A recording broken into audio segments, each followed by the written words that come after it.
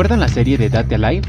Aquella historia en donde un humano tenía que enamorar a los espíritus para así besarlas y sellar sus poderes espirituales, causando que éstas pudieran vivir en el mundo humano. Sí, si la recuerdas, por favor, quiero que tu mente se evoque al último capítulo de la tercera temporada del anime, esa con la que se concluyó la historia. Dime, ¿te gustó? Lo que te voy a decir no te lo tomes a mal, pero para mí eso fue un fiasco, un asco. Solo verlo ante mis ojos me causa cáncer. Pero no lo digo porque odie la historia, de hecho la amo, me leí sus 22 volúmenes con mucho gusto. Pero ese capítulo número 12 del anime realmente es todo el volumen 12 de la novela. En 24 malditos minutos osaron reducir lo que para mí fueron 200 páginas, 3 horas de lectura. Maldito sea el estudio que tuvo la genial idea de reducir el volumen, que desde mi perspectiva era uno de los más interesantes hasta la fecha en publicación. Digo, era el momento en donde Itsuka se convertía en el desastre humano, la bestia más poderosa del mundo, y se sale de control. Pero ¿qué hacemos? Como si fuera estilo de una ova mal hecha, la reducen a unos miserables 21 minutos, restando el opening y el ending. ¿Qué te hicieron, mi Itsuka Disaster? Y lo peor de todo es que también modificaron escenas importantes y relevantes de la historia, como que Tobichi le apuntó con una Magnum a la cara de Kotori si ella intentaba presionar el botón que accionaba el satélite del rayo destructor. En el anime fue confía en nosotros, confía en el poder de la amistad, y en la novela donde jales el gatillo te vuelo los sesos, perra. O también, las chicas no pudieron contener muy bien a Shido y el rayo es disparado, entonces aparece Phantom haciendo un parry increíble destruyendo el satélite consigo. Bueno, hay muchos ejemplos y vamos a tomarlos todos. Bienvenido a este video, mi servidor especial. En esta ocasión, el señor Mikael te viene a dar la comparación de todo el hijo de madre capítulo de Itsuka Disaster. Se partirá en varias partes porque es un volumen entero para solo 24 minutos. Esta es la primera, imagino, de 4.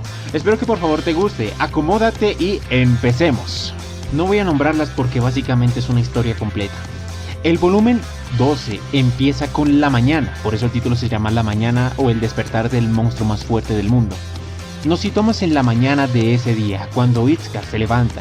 Casualmente tenía un poco de fiebre en ese momento, su temperatura corporal estaba muy alta. En ese día, pese que aún no nevaba, era uno de los más fríos de la estación. El inicio del invierno. Tenía tanto frío que ni siquiera era capaz de calentarse. Aunque se soplara las manos, sus partículas de aliento se congelaban en la misma piel, causándole aún más frío. Mientras caminaba hacia la escuela, se encuentra con Yatogami Toka, la primera espíritu que él conquistó. Una escena bastante cómica se desenvuelve en ese momento, pues Toka, al percatarse del frío que tenía su amado, decide compartirle la larga bufanda que estaba usando, pero Shido tenía bastante pena por ella. Aceptarla significaría desprotegerla de este hostil clima, por eso, apelando a su hombría, rechaza su oferta. Pero ella insistente le dice que si no quería tenerla, por lo menos podrían compartirla, y así le pasa el otro extremo de la bufanda para que él también la enrolle en su cuerpo.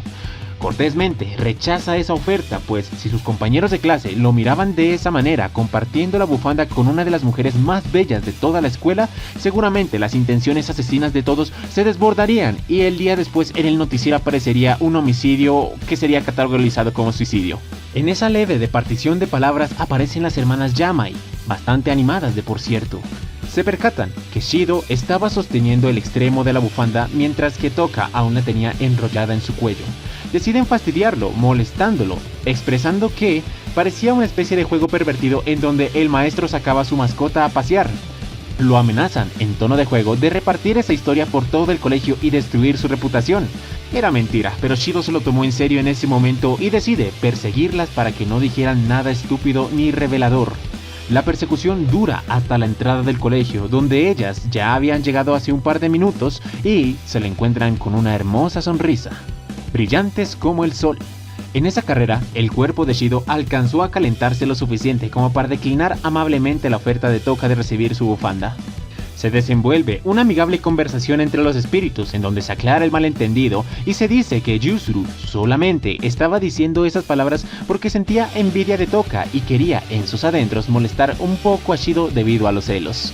Avanzando a la siguiente escena, nos encontramos en la escena del corredor. Shido quería ponerse sus zapatos de colegio para ingresar a la escuela, pero sorpresivamente estos no estaban. Debido a la reputación que había adquirido en los últimos 11 volúmenes, bellas mujeres todo el tiempo los estaban rodeando. Por eso se había ganado el apodo del Rey Raiju, el rey de la buena vida. Y en Japón, que te oculten los zapatos del casillero es una especie de bullying muy común, un matoneo bastante típico de allá. En el corazón de Shido, él quiso decir de que alguno de sus compañeros quizás se puso sus zapatos por error, pero él sabía en su fondo que sabía que esto era una forma de intimidación, pero no lo iba a manifestar para no preocupar a sus amigas. Decide ir por unas zapatillas de visitantes a la sala de profesores y luego retorna su camino hacia el salón de clases. En ese lugar encuentra una visión bastante curiosa. Tobichi Origami estaba debajo de su pupitre, con su mejilla acostada en el asiento donde él pone sus nalgas. Recuérdese que en volúmenes anteriores se había resuelto el caso de Tobichi, el espíritu inverso, en donde sus dos conciencias, tanto la de un mundo paralelo como la del mundo actual, habían sido fusionadas. El mundo paralelo en el que se desenvolvió toda la historia que vimos y el mundo actual, que es en donde los padres de Tobichi no murieron. Luego de esos acontecimientos, la personalidad de Tobichi fue fragmentada en un 70-30. El 70 pertenecía a la personalidad dominante, es decir, la de esta realidad, la de la Tobichi cuyos padres sobrevivieron y no conocía a Shido sino hasta un par de meses atrás. Y el otro 30 era de la pervertida que quería comérselo como diera al hogar, la que lo embaucaba constantemente para llegar a unos resultados suculentos. Por lo general, la personalidad de Tobichi, en la mayor parte del tiempo, era de aquella niña inocente y pura que había crecido en el lecho del amor de sus padres, pero cada vez que se encontraba con Shido, aquellos sentimientos desbordados de su corazón emergían, superando a la personalidad dominante y se convertía en un 120% de perversión. Cuando Shido la encontró con su rostro en esa silla, primero se exaltó y le dijo que evidentemente no había cambiado nada, seguía siendo la misma chica que conoció desde el otro mundo. Al percatarse de la presencia de Shido, Tobichi se levanta, lo mira a los ojos, saca de su pecho los dos zapatos que habían sido secuestrados del casillero del mismo sujeto. Explicaba que como deber de una buena sirvienta, debería, ante su amo, calentarle sus zapatos a los inicios del invierno, y por eso utilizaba directamente su pecho para esa labor. Su rostro estaba en el asiento para también calentarlo y que él no sintiera el frío de la madera. Shido, acostumbrado a estas locuras, simplemente decide ignorarlas, toma sus zapatos y se los pone en sus pies. Se quiere retirar el abrigo del invierno para colgarlo en el respaldo de su silla y, oh sorpresa, Tobichi lo abraza desde adelante y después sus brazos los mete a las mangas para que así pareciera que los dos compartían el mismo abrigo. Ese gesto calentó tanto el cuerpo de Shido que su temperatura corporal se estalló por los aires. La más impactada de todo este asunto fue Toka. Y como si fuera una rutina de toda la vida, toma a Tobichi desde la espalda, desde su cintura y la empieza a jalar con todas sus fuerzas para que ella se separe de Shido. Pero, curiosamente, a diferencia de la anterior, ella lo hace sin ningún problema, no forcejea tanto. De ser la Tobichi del mundo pasado, ella, por más que tires con fuerza, jamás se desprendería de él. Pero la personalidad de la niña tierna, pura e inocente, trataba con todas sus fuerzas de evitar pasar vergüenza en este lugar. Tobichi lentamente tiene un tono rojo en su rostro y sale del salón. Se va a un cuarto donde nadie la pudiera ver, se acuesta en la pared y cae sobre sus rodillas. Sus manos tapan su rostro en señal de vergüenza. Ya no era aquella muñeca inexpresiva, sino que ahora poseía hermosos sentimientos. No tenía idea de por qué acababa de hacer eso. Es como si su cuerpo la obligara, como si sus deseos más interiores y profundos tomaran el control. Y después, un estímulo exterior sería capaz de devolverla a sus sentidos. En este caso fue el grito y el forcejeo de Toka. Tomando unos segundos para recomponerse, tragarse la vergüenza, se levanta y va hacia el salón, pero al cruzar en un pasillo se encuentra nuevamente con Shido. Otra vez sus sentimientos estallaron, no fue capaz de controlarlos. Una mirada depredadora aparece en sus pupilas y, cuando Shido le preguntó si se encontraba bien, ella dice que no, por supuesto que no lo estaba. La misma pervertida salió, tomó las manos de Shido y las puso en su pecho, diciendo que Sensei, doctor, por favor, examine hasta el último rincón de mi cuerpo porque realmente no me encuentro muy bien. Hágalo de una manera rápida y audaz, le juro que no gritaré mientras lo hace. La mirada de Shido era una sonrisa nerviosa, se alegraba saber de que su amiga no había cambiado en lo más mínimo, pero aún así estaba un poco preocupado porque era más audaz que antes. Después de ese intercambio vuelven al salón. Y en el segundo periodo tendrían educación física, las pruebas físicas en donde se determinarían los progresos que tuvieron en relación al año pasado.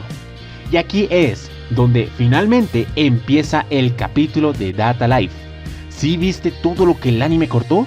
¡Malditos sean esos animadores! Las escenas son descritas con mayor profundidad. El profesor era quien evaluaba a todos los estudiantes sobre su examen de agarre de fuerza y explicó que el promedio se encontraba en 45 kilogramos de presión. El récord actual era de 85, proveniente de uno de los estudiantes del club de judo. Para este momento Shido empezaba a tambalear, se sentía bastante fatigado y cansado, como si tuviera fiebre. Su mente estaba aturdida. Cuando sostuvo en sus manos la herramienta que le permitía medir la fuerza de su agarre, él simplemente no tenía ni la fuerza ni la motivación para ejercer toda su presión. Así que simplemente pone un poquito de presión. Resultado de esto, la pesa explota. Los profesores y los estudiantes se impresionaron, pero tomando las cosas con lógica, dijeron que la máquina seguramente estaba vieja y los resortes cedieron. Lo mismo pasaría con la carrera de los 100 metros, en donde la completó en 4.6 segundos y el récord mundial era de 5.56, batiendo así al hombre más rápido del mundo. En el lanzamiento de pelota, esta no formó una curva como se esperaría lógicamente, sino que fue en una línea completamente recta. Esta llegó hasta los cielos e incluso se vaporizó por la fricción en el aire. Ninguno de sus compañeros de clase tendrían una explicación razonable para los acontecimientos que estaban pasando, simplemente tuvieron que aceptarlos. Luego de este hecho, Itsuka se desmaya. Según el anime, de aquí nos transportamos directamente a la base de Ratatosk, donde él estaba siendo analizado, pero realmente se saltaron una parte importante, y es que Shido se desmayó 2 veces. Pero antes de llegar a esa parte, una especie de flashback. Los espíritus estaban compitiendo entre ellos en las pruebas físicas. No podían hacerlo a su máxima potencia, pues llamarían la atención de todos. Así que trataban de mantener un nivel que sería humanamente aceptado. En salto largo, Toka alcanzó los 2.9 metros. Aún no alcanzaba a ser olímpica, pero aún así era un promedio más alto que para una estudiante de preparatoria. Tobichi, por su parte, ella siempre quería estar 1 milímetro arriba de Toka. Por eso si ella llegaba a 2.9, ella llegaría a 2.91. Si en el agarre de presión ella alcanza 30, ella llegaría a 31 y así estaban compitiendo constantemente. Después les llegó la noticia de que Shido se desmayó y lo cargaron hacia la enfermería de la escuela. En ese lugar su estado era bastante inestable, la fiebre hacía que no tuviera fuerzas para hablar muy bien. Pero una voz bastante angelical y hermosa cruza la ventana como para hablar con él. Era su hermana Kotori, quien le decía que tenía varios problemas, entonces lo llevarían a la base secreta de Ratatosk en la Tierra para analizar su cuerpo. Le preguntó si tenía fuerzas suficientes para levantarse y caminar hasta el auto que había sido parqueado enfrente del colegio. Él dijo que si solo era caminar unos cuantos metros no habría problema. Se levanta de ese sitio, de esa camilla, apoyado en su hermana y empieza a caminar hacia la salida. Mientras salía del pasillo se encuentra con los 4 espíritus preocupados por él. Era la hora del almuerzo. Esperaron hasta ese punto para poder mirar a su amor y mirar en qué condición estaba. Kotori empezó a explicarles la situación y que se lo iba a llevar temprano de la escuela para poder examinarlo y llevarlo al doctor. Todas mantuvieron una cara un tanto aliviada pero al mismo tiempo preocupada, una dualidad.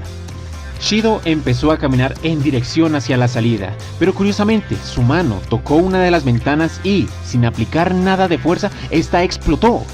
El sonido fue tan impactante que lo tomó desprevenido, entonces dio un paso atrás y su mano tocó la pared.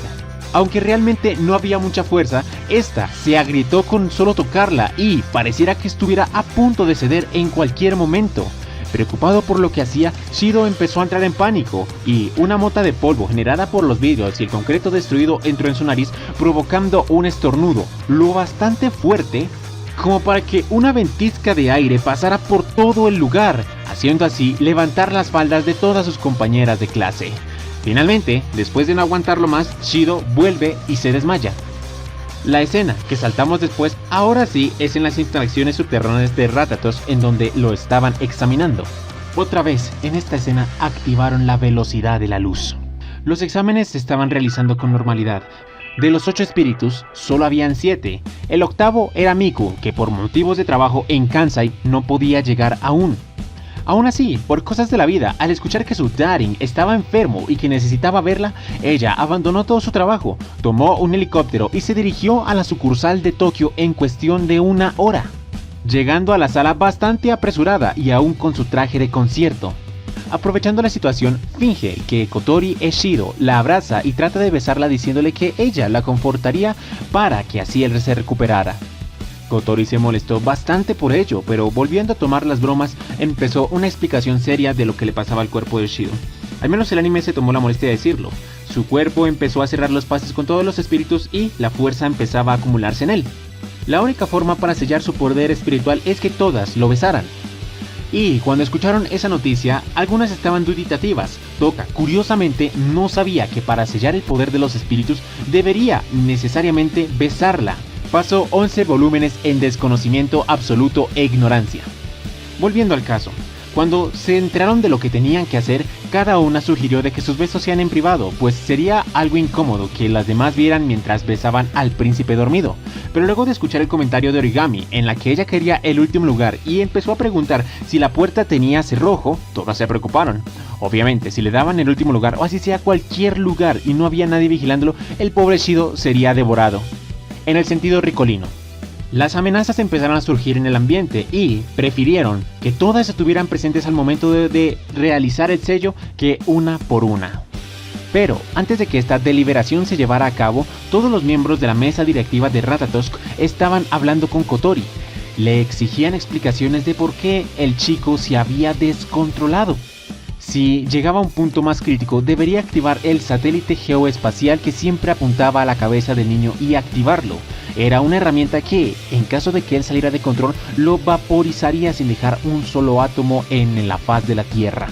La que tenía el gatillo para accionar dicho satélite era Kotori, y estaba bastante molesta al escuchar esa afirmación por parte de uno de los miembros de la mesa directiva. Pero Elliot Goodman, la persona a quien más respetaba de todos sus jefes, le dijo que no malinterpretara sus palabras de sus demás colegas. Su trabajo no era tomar una difícil decisión cuando llegara el momento, sino asegurarse de que esa situación jamás llegue. Y bueno, esa es la primera parte de todo el capítulo.